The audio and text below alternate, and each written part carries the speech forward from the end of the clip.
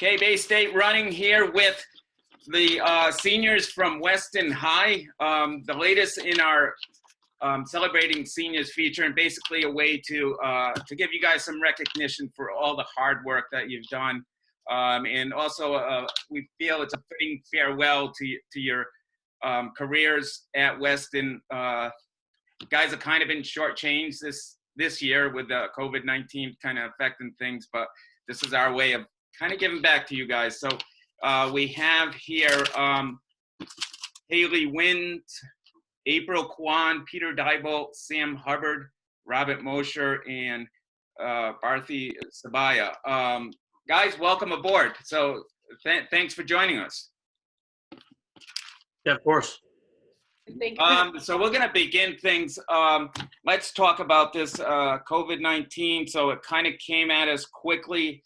You guys had an indoor season where you were able to have the all-state meet, the New Englands, and then bam, here comes COVID-19, ends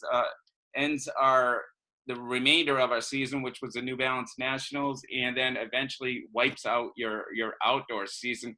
How are you guys able to deal with it, or how are you dealing with it? I mean, we're 8 weeks into it right now, so how difficult has it been, and how have you been able to kind of stay motivated during this time? Haley, I'm going to begin with you. Okay. Well, I would definitely say that training alone is a lot less fun than training with a team, especially as a distance runner. I absolutely love going on runs with all the other distance girls. But we've still been like communicating a lot. I've been talking to the coaches, so I still feel connected to them even though we can't run together. Yeah, and Sam, how about you? How has it been for you dealing with this? Well, the biggest thing for me is that I actually needed a break after the indoor season because I had a serious hamstring injury through most of it. So I've slowed down my workouts to let my body recover. So my goal has just been to keep myself in a place where I can get in shape. Okay, so it's actually sort of helped Yes. in a crazy way. I know some of you guys were continuing your seasons on at the New Balance Nationals, and I think probably you were, Peter, right? As far as that, we were. Were you competing at the net? Were you scheduled to compete at the Nationals? Yeah, we were going to go for our sprint medley relay, and then I was going to compete in the 400. So tell me, we got the news, I think it was the Wednesday before the Nationals. What was your initial reaction when you found out about that, knowing, you had a good chance to do well out there, especially with the relay and individually? What was your reaction? Well, just kind of how things were going, like especially New York. It wasn't really that much of a surprise. We kind of expected there to be some complications, and then even the chance of the cancellation, which eventually did happen. But I think it was definitely just a little bit disappointing because for all of us on the relay, we didn't really have the best indoor season. And so we had a lot of guys coming off of injury who were actually able to run for the first time in a few weeks. So we were kind of looking forward to going there and rounding off the indoor season and getting ready for spring, but it just didn't really come through. Yeah, and you had a solid indoor season. So then, eventually the outdoor season getting canceled, which it seemed week after week that was what was going to happen. How were you able to stay motivated this spring? Well, I think until we actually heard that everything was being canceled, you have to be like a little stubborn about it, like you kind of just have to keep thinking, oh no, well it will eventually come. And I think that's what a lot of people are doing, especially just because we really enjoy competing.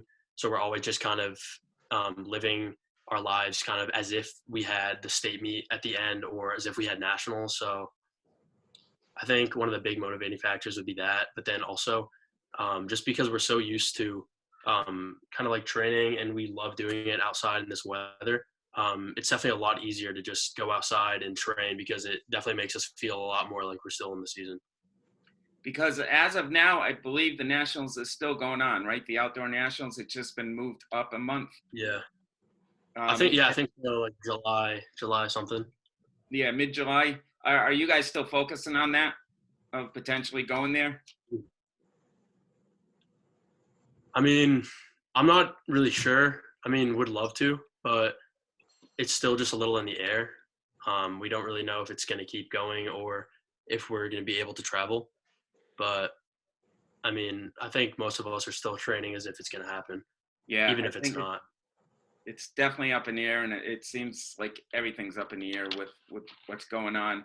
Robert, how about you? How have you been dealing with this COVID-19? Like I said, 8 weeks I think you guys are into with this. Honestly, it's kind of funny. It hasn't been very much different from the way it was before. Our team's very sprint and middle distance heavy. So through that, a mix of that and some injuries for the indoor season, for the most part, I was already doing most of my training, out on the roads at least by myself. So these last 8 weeks or so, they've been different. Life of course has been different, but training itself, I feel like hasn't changed all that much, I'd say. April, how about you? How have you been dealing with this? It's been okay. I've really liked staying connected to the team and friends, and I've started getting into running. And Barthy, how about you?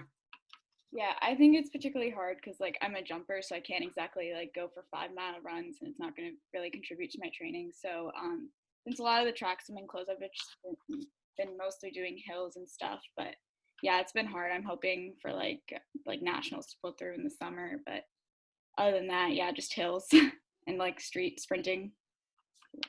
Yeah, this is definitely, it's changed things a lot, particularly even with the way you guys are going to school now. How has that been? How has doing the distance learning been? I mean, I think maybe by now you guys, or guys and girls, I should say, are kind of getting used to it.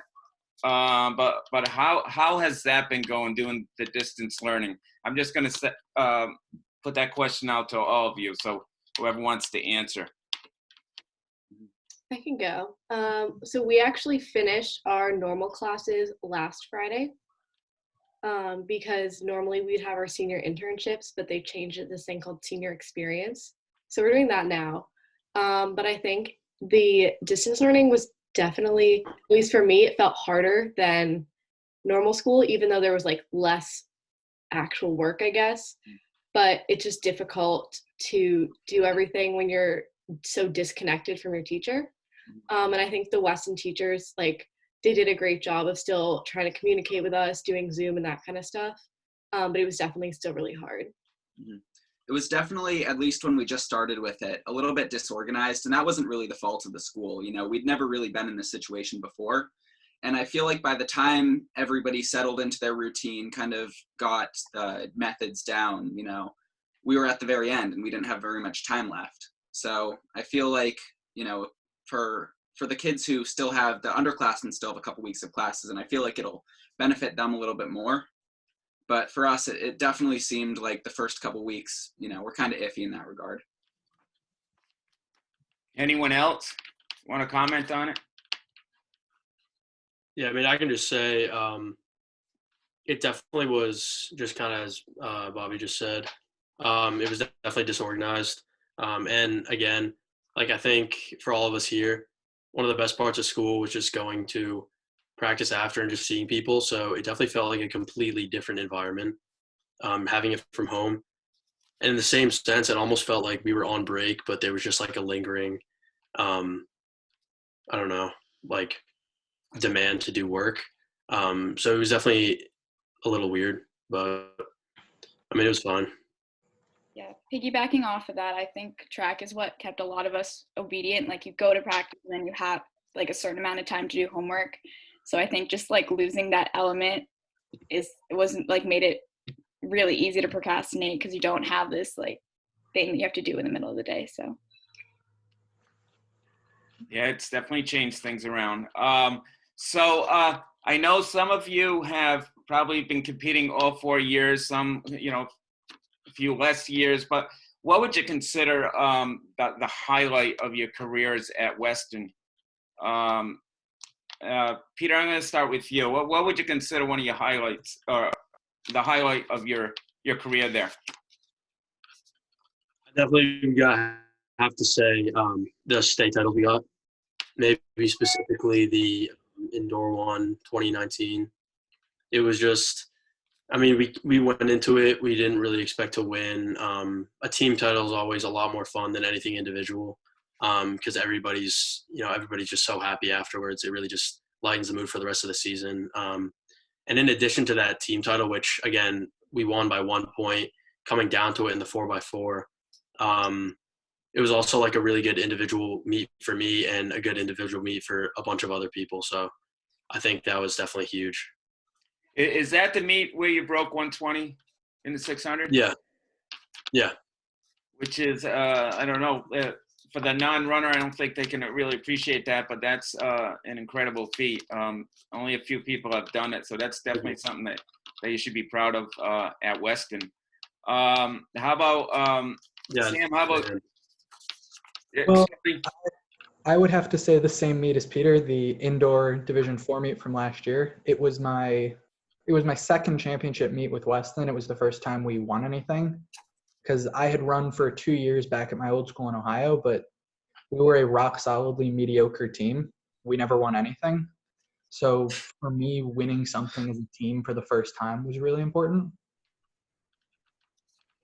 Haley, how about you? The outdoor meet last year, so it would be spring 2019. That meet felt really good. It was 90 degrees, and we have a traditionally very small girls team that comes to championship meets like that. We came in second, so we didn't win, but we still, got a trophy. We were celebrating. We were really, really happy because, for such a small team, it's really hard to have the depth to like perform well in a ton of different events. But we had a lot of good individual performances. That was also, like I said, a good meet for me. Our 4x8 won, so that was really exciting. I got to anchor that relay, and it was just like a really special moment. Robert, how about you?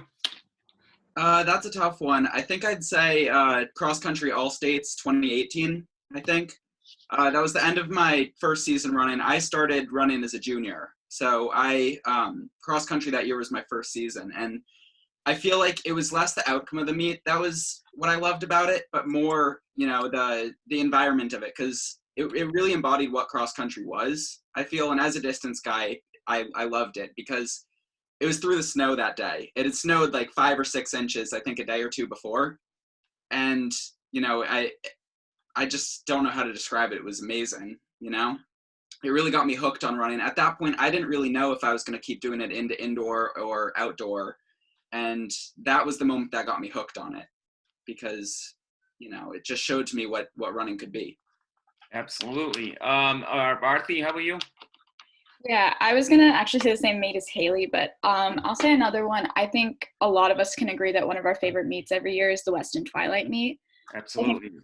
Particularly last year, like I had a good meet. I think a lot of people had a good meet, and I think it's one of our favorite meets because like we can host in our hometown, and it's just like the energy there is why we all do track, because everyone's competitive, but everyone's having fun.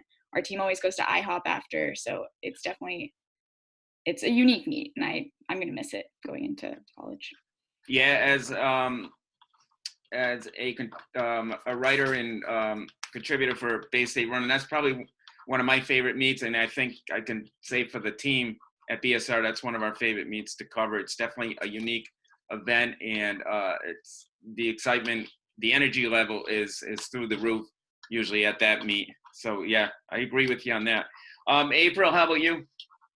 I would say this past indoor, our DCL league meet was pretty good because I feel like we were struggling a lot that season, the girls team, like coming together as a team. And that meet, personally, I think I did pretty mediocre in my events, but just the vibes and energy from the girls team, we really came together. And also to look at the senior girls and realize that this was one of my last times at Reggie with all of them. And it was just a really sweet moment for all of us. So let's talk about the Western track and cross country program in general. Consistently, Weston has been one of our top teams. You guys consistently produce great athletes, produce great teams, winning championships. What is it that do you feel that makes that happen at Weston? What is it that gets Weston to be one of our consistently top teams in the state? That's going to be an open-ended question. Anyone can answer on that one. I think it definitely starts from the top with Coach Mons, Coach Montrose, Coach Moran, Coach V. All of them have fostered a culture here over, the many years that they've been here that really it stays constant of students are, and at least for indoor, for D4, for example, we're one of the smallest schools in D4 there. Yet every year, it seems like, especially these last 2 years, we've been very competitive, winning the meet both times. And, even though we don't have very many students participating, the coaches do such a good job getting us invested in it and making sure we get the most out of every practice, that it really allows us to be competitive in spite of that.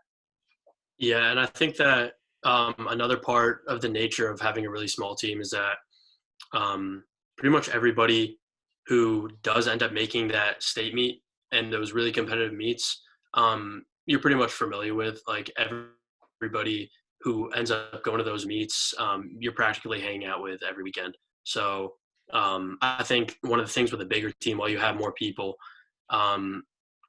is that because there's so many different sections of athletes, like you'd have like the jumpers, the throwers, we may just have, at least on the boys team, we may just have 1 or 2 from each kind of event, and then we just have a bunch of runners. So everybody kind of just mushes together into one. And I think that we all just really love watching each other compete as well. That's a good point. Anybody else?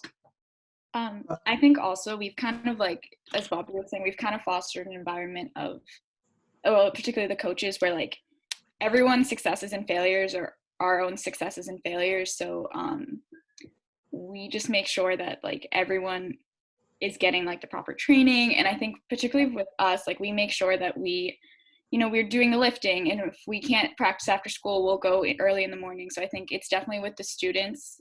I think also that everyone's a hard worker. So that definitely helps a lot, especially in track, where the work that you put in is the work that you get out. And I want to talk about the head coach in general. Kind of like, just from what I see, he's kind of like a laid back, kind of not a overly vocal guy, but he makes it happen. What is it that why is he able to make it happen there, which he does consistently every year? Because he has Montrose to be his vocal guy. What's this? He has an assistant coach who's a very vocal guy. We're a loud coach as well, so. Yeah, I'd say like the team with our coaches, they have like the absolute perfect balance. Mons is just on top of everything and everyone on the team, regardless if you're like a varsity, like state champ, or if you're like brand new on JV. And Montrose is everyone's hype man. Coach V, she like really has everyone's back. She's the moral, emotional support of the team. And Moran, he's just so sweet. It's wise. Yeah, I think our coaching staff is also really understanding. I have friends from other towns that like when they get injured or something like that, they try and push through it because they're almost afraid to tell their coach that they need to take time off. But I personally have I have multiple like chronic conditions that prevent me from running for like kind of long periods at a time at times. But Mons and Montrose, Coach V, really all the coaches, they're very, very understanding. They will let you like rest and recover. They don't like try and push you to do something that you're not physically able to do. And I think that that's a really good thing because it means we can trust them, and I can go to them when I say like, I can't do this today. They like know, like they know to be really understanding about that. And I think that's really nice. Yeah, and I think what you guys are saying, as far as all the different personalities, I think that definitely helps. You don't want everyone the same. They're a team just like just like the rest of you. And I think that's, you guys pointed out, I mean, I think that definitely helps in the success that you guys have consistently had down there. But it's definitely contagious, it seems, down there at Weston, that you're always got these top class runners and top class teams. So kudos to all you guys out there. I know this is a question I've been asking everyone. I know athletes are a superstitious people, particularly track and field athletes. Are there any type of rituals that you guys or girls have to do before you compete? I know it happens a lot. We all have them. I know I had to play the Rocky theme song every night before a track or cross country meet. How about the rest of you? Any particular rituals that you have to do, whether it's a particular meal you have to eat, particular socks you have to wear? Anybody out there?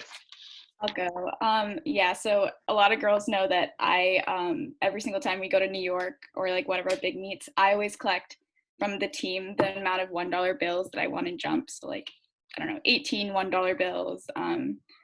And I also, every single meet, have to listen to the same playlist. And if like one particular song in that playlist doesn't come on, then I like feel like I'm going to fail. So that's my superstition. What's that playlist consist of? Just like various genres of music, but yeah, if I don't play it, then I get all messed up, and like on the runway, I'll be like, oh my God, I didn't play my playlist. I'm gonna not jump well. So yeah. Anybody else? Oh, sorry, April, you can go. Okay, well, for me, one of them involves you, Haley. The red bows we wear, or maroon and white, I should say. I always look for Haley before the meet to put it on for me. It's just a thing now, and I have to look for her and only her. And another thing is there's like a really specific like step before high jump and like a specific way I like to walk onto the long jump runway. That's just in routine now for me. Anybody else? You guys are definitely proven about the superstitious. Yeah. I mean, yeah. Oh no, you can go. I have two. One of them is I have this gold scrunchie that my friend Kara gave me. She got at our, I think like our cross country divisional meet, maybe sophomore year. She got this scrunchie, and she gave it to our friend Hannah as like a lucky scrunchie, and then Hannah gave it to me. And so now whenever we have like a championship meet or a meet that I feel like I have to do well on, I wear my gold lucky scrunchie. And I also have to do 3 strides before all my events. Like it has to be 3. So it can't be no more, no less. It has to be exactly no less. 3. Peter, what were you gonna say? No, yeah, I definitely have like a pretty good amount. I think one of mine that I stick to every race is even dual meets. Like I have to, the night before, I have to have like pesto on like bow tie pasta with chicken breast. Then during, I got like all these different breathing things I have to do. And one of the biggest ones for me is both slapping my legs before I race, which is kind of weird, but I just kind of have to do it. And then you can ask Sam about this, but I'm like really keen on how tight my shoes are. So I might spend 10, 15 minutes just tying my shoes. And that's because they have to be like the perfect tightness. And it's gotten to the point where if anything's like a little off, I can like feel automatically. So that always takes me a while to do. The slapping of the legs, I remember. I definitely remember that. Yeah, that's a big one. That's a big one. Somebody else? Yeah, I got one. You can go. I wear different colors of bandanas around my forehead depending on what race it is and how much I care about it. So I've got a lucky black bandana that I wear for relays. I have a maroon one with my name on it that I wear if I'm trying to win, and white ones if I'm just trying to not hurt myself. That's a different one. Who else? Anybody else? I personally try and get my legs rolled out by one of my friends before, big races at least. I feel like I always have raced better when that happens, and I've gotten a little bit of crap from my friends about that. in the past, but you know, it's something that makes me feel like a little more confident. So I'm gonna ask you, all of you, a few random questions. If you could go anywhere in the world where it's an all expense paid trip, where would you go, and why? Well, I guess I'll start. Alaska, because the nature there just seems really good. Yeah, I personally would say either Utah or Colorado, just because you know it's perfect for traveling there. You know, at any time of year, they have the national parks and the deserts there. They have the mountains for skiing. You know, in the spring, the summer, the fall, the winter, it's always beautiful there. And I think that's of the places I've been at least before. That is, you know, my favorite part of the country and the world. So, Mine's so kind both of you staying in state so far. All right, yeah. April? You, mine's Amy? similar to April's. I would say Iceland. Just because I think it's absolutely beautiful. I've never been there before, but I know a couple people who have, and they've loved it. And I just feel like I would like it. I don't know. Anybody else? I'd probably. Sorry. Oh yeah. I'd probably have to go with Patagonia, just because, kind of like pretty much the same as Haley's reason. I've just seen so many pictures, and it's just such a nice. It's just such like a beautiful place in the world. South America is already probably the place I'd want to go to if I were to tour any continent. And yeah, no, Patagonia is just crazy. So nice. To be honest, I have no clue where that is. Where is it? It's like it's at the very bottom of South America, like near Okay. Chile. Yeah. I would probably go on like a culinary tour of like Vietnam, Laos, because I just love that type of food. So I think I would do that. It's a good one. Did we get Um, everybody? No, mine's a bit more specific. There's a small city in the Netherlands between The Hague and Amsterdam called Leiden. And I lived there for 2 months or 3 months the summer before I moved here to Weston. And I can't remember a time I've been happier than when I was there. I'd love to go back. So you guys have actually all told me different places than I've heard from anybody else. We've had a lot of Bora Bora for some reason, Italy, but none of the ones that any of you mentioned, which is pretty impressive. What's one thing that people might not know about you? That's a question to anybody. All right, let's start. Let's start with Robert. What's one thing people might not know about you? One thing people might not know about me. Let's see. I want to say one thing people might not know about me. My family's lived in Weston for like, you know, since like the 1700s, I want to say. You know, we live here, we stay here, I guess. So your family has, most of your family has never moved from Weston? Well, I wouldn't say most of my family's never moved. It's just that one branch of my family has stayed here, you know? Yeah. Wow. So like I could go across town and, you know, go to my like, you know, great grandfather's old house, which is pretty cool. So you must have a lot of good stories about the town. I might, yeah. Anybody else? I can go, I guess. I'm left-handed. That's kind of basic, but that's all I can think of right now. I know it's a tough question to answer on the spot. Anybody else? My arms are about 2 to 3 inches different in length.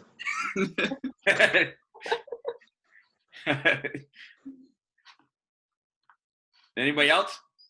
Well, I think it's more ironic for our team, but I used to be like competitive in dance, and I used to do ballet and gymnastics, which is interesting because I'm probably the least flexible person you'll ever meet on a track.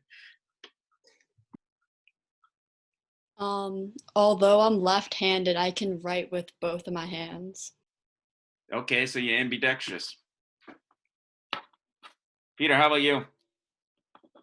Yeah, that's a tough one. I don't know. I guess I could just say like I guess if I wasn't doing track, I'd probably be doing ultimate frisbee.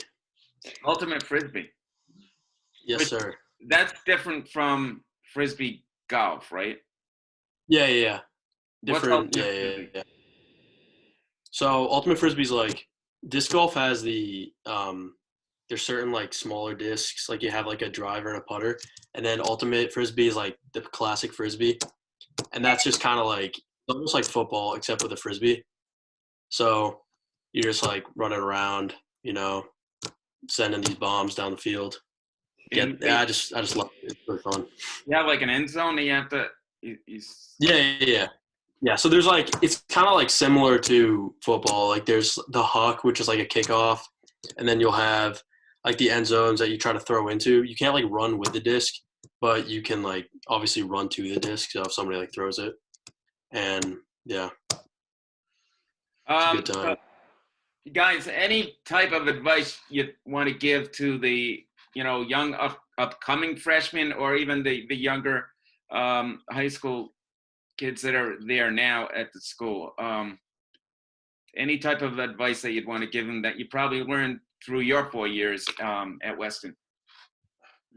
One point I'd just like to drive home is that, Rome wasn't built in a day. You should really just try and work a little bit every day. And over the course of those 4 years, you'll really, develop into a superstar. As long as you put the time and effort in. Absolutely. Anybody else? Yeah. I think that like one thing that a lot of people can get caught up on is if you have, a bad workout or a bad race, but 0% of people run well every time they run. Everybody has bad days where they wish they had done better, but for some reason they just didn't. I think it's easy to get caught up on those, but what's most important is to move on from them, learn from them and promise yourself to do better next time instead of focusing on them. And they do actually make us better. Failure does actually make us better. Anybody else? You don't all have to answer it, but anybody? I mean, you can go, Sam. The only thing, I have some advice with a short caveat. The advice is sometimes it really is your coach's fault that you're not better. Because since moving to Weston, I have dropped 9 seconds in a 400 and 15 in an 800. And the only thing I'll say is it's sometimes your coach's fault, but very rarely. And unless you are working as hard as you can already and doing everything you can, if you're still not improving, go find another coach. Is my advice. Yep. Yeah, and then I was just going to say, to quote our coach, just have like a sense of urgency when you're doing stuff. And like you see like people laughing just because he says it all the time, so it kind of gets stale, but it actually is really important because you can talk about working hard and you can talk about like being in a right headspace, being in a right physical condition, except I think especially with track, really taking everything you do seriously is really important. So you don't want to be slacking off on anything you're doing. Everything from warm-ups to cool downs is just as important. Stretching to core, you really want to have to get through everything without really falling behind. Like you don't want to just kind of like walk through your warm-ups because then you might get injured, or you don't want to just walk through your workouts because all that's going to really do is just make you worse. So just be urgent in what you do. Yeah, I agree. Anything, if you want to improve, get to that level, you got to do everything from the beginning to the end. I agree. Shout outs, any particular people or person you want to give a shout out to? The coaches, Mons, Montrose, Coach V, Coach Moran, Coach Condagus, definitely I think is what made us, at least the seniors. I would specifically say right now Coach Moran, because this outdoor season was supposed to be his last one before he retired. And, we feel bad because we were robbed of our last season, but, for him, it was the last of a very long time, much longer than we've had here. And, I would just like to shout him out for all the work that he's done for our program as long as he's been here. How long has he been with the program? Since like the 1970s, based off of the stories he's told me. So almost 50 years. That's a long time. Hmm. Yeah. Back before field was invented, it was just track then. Yeah. Anybody else want to give a shout out? Shout out to my high jump squad and especially Moran for leading us for a very long time, but also Hannah Brown, like an upperclassman I always looked up to, and Michaela Zavala, an underclassman. Anyone else? I'll do one. Shout out to Kara Walt, my best friend. I'm sure you guys all saw this one coming.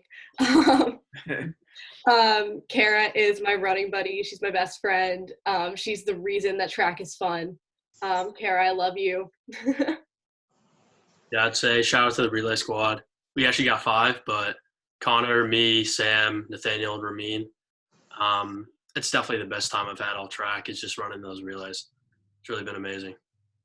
And I'm assuming that are you all of you moving on to college or something else once you get out of here, or once you leave Weston? So what colleges are we all going to? I'm going to Case Western Reserve University. Which college? Case Western Reserve University.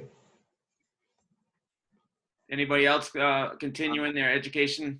Yeah, I'm going to Cornell. Cornell, Go to Harvard. Harvard. Oh wow. I'm going to Yale. So we have 2 Ivy Leaguers. 3. 3. Yeah, I'm going to Colorado College. Colorado. Yeah, I'm going to Colby. To Colby in Maine, right? Yeah. And is everyone running track? Are you continuing on in track and field? Yeah. Mm-hmm. Yep. I think I'm gonna run club, but I'm gonna keep running. Well, again, guys and girls, I appreciate you taking the time to talk with us today. And I definitely, wish you the best of luck in the next stage of your careers and, moving on to college and running track and stuff like that. And again, thanks for joining us.